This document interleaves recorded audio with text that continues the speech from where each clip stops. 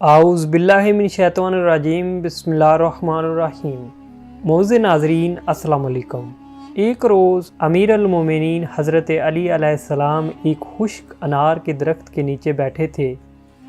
آپ کے ہمراہ آپ علیہ السلام کے بہت سے دوست بھی تھے۔ آپ علیہ السلام نے ان سے مخاطب ہو کر فرمایا، آج میں تمہیں ایک نشانی دوں گا۔ حاضرین نے عرض کی، ہاں۔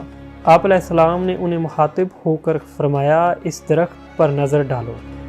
سب نے اس درخت کی طرف دیکھا تو وہ درخت حرکت میں آ گیا۔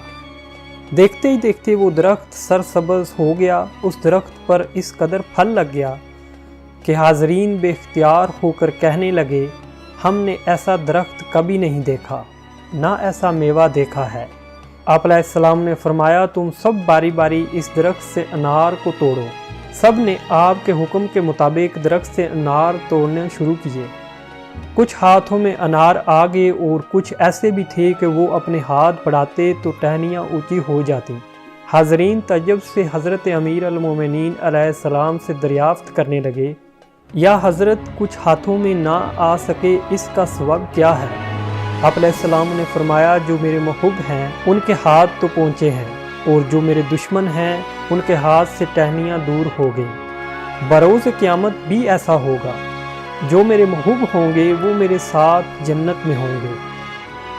جب وہ میوے کی خواہش کریں، درخت خود بخود جھک جائے گی، اور جو دشمن ہوں گے وہ جنت کی چیزوں سے محروم رہیں گے۔